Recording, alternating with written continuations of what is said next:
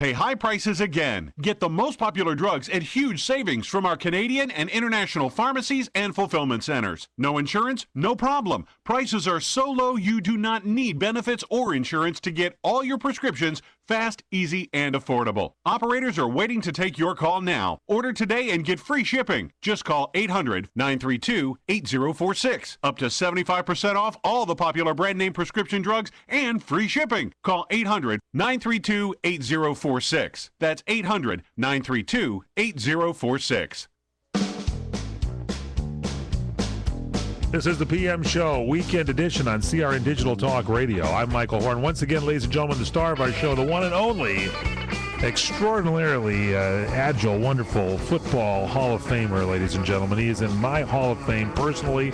He is an actor beyond reproach, and he now has some great insight on the world. It's Mr. Fred Dryer. Thanks so much, Mike Horn. That's really wonderful. You can pick up your $5 check on the way out. Thank you very much. You know, free health care with that, by the way. We have We have a community organizer, affirmative action, street agitator, bullhorn, whistle-wearing, anti-American in the White House. Oh, and a president. Yeah, that's right. Same thing. He's in the White House, and I say these things not to be mean. I say these things because I believe it's like someone shouting out of the picnic, "Hey, there goes a skunk!" You know, they're, you know. And so what you wind up getting is today, right now, we're asking the American people to stop this ruminating about who I should vote for. Take a look at your bank account. Take a look at what is being taken from you. Take an absolute look who is in the White House and who is telling you to vote for them to get this guy out. Mitt Romney does not embody every single thing that I would want in a president, but here's what he does do.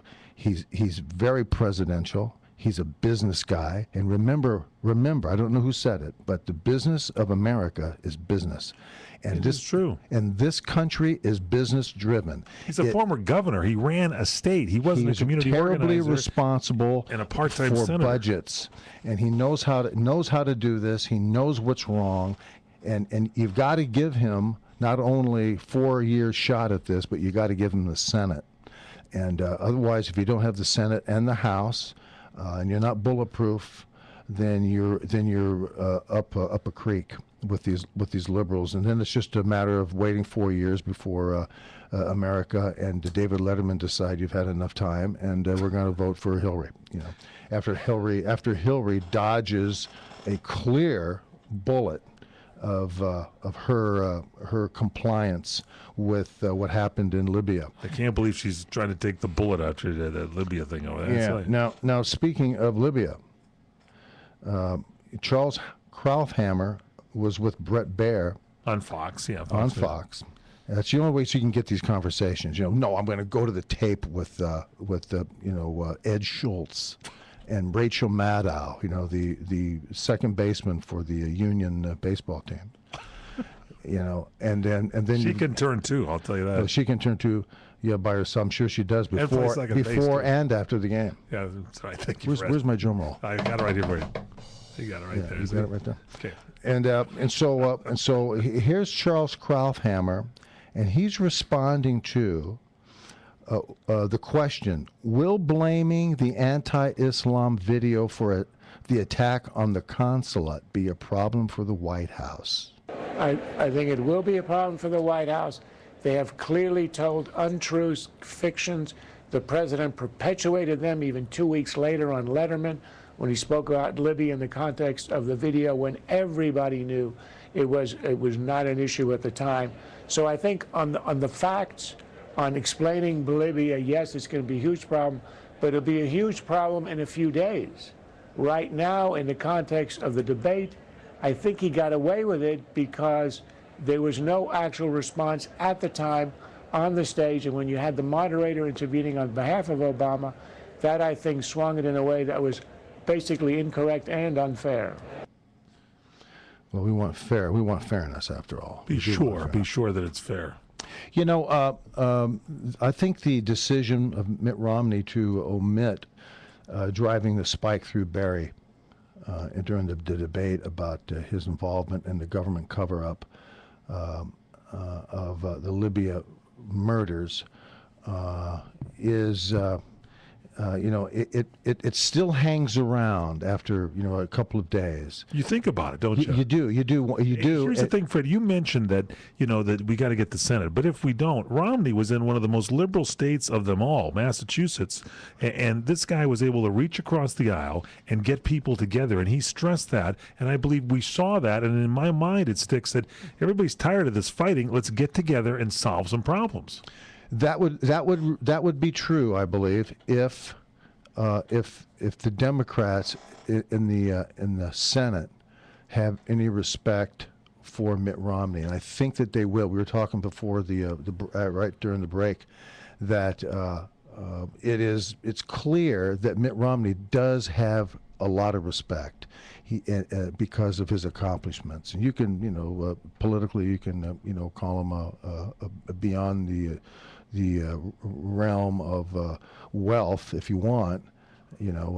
He's so wealthy he has no idea what the common people are thinking, which is asinine.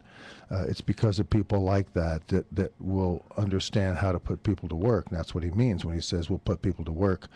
That means you get rid of the government regulations on banking and on jobs and on small businesses, and you free people up to go back and start a business. That means you have to go to a bank and you have to qualify for a loan and so forth and so on.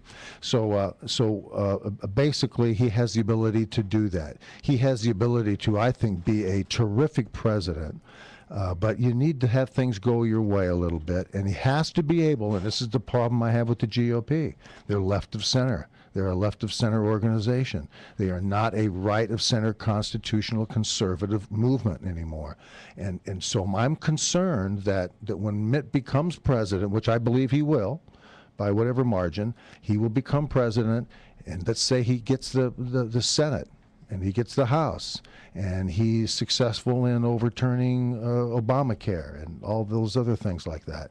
I think he'll have a chance really to have a second term by how he behaves and how he approaches the business model to straighten the country out, and that is getting the government out of people's lives and getting the government out of taxing you. We would like to dedicate another show at some point in time to the tax structure. I thought Mitt would actually this time around start to say, something, let's make things fair and equal for everybody. Let's make sure that everybody pays a 15% federal tax. But that's a different conversation. They didn't do it. I know Steve Forbes wanted it. I like Forbes for that reason. I never voted for Forbes for president, but I liked what he said about that. But for the most part, what we have is we've got a lot of room to move here, and there's a couple more things we want to talk about in the next segment. So whatever you do, don't go away. Email Fred Dreyer, ladies and gentlemen. The email address is incoming@crni.net. And get our free cell phone app for the iPhone or the Droid. Just search CRN Digital Talk. You can take Fred on the road with you wherever you go.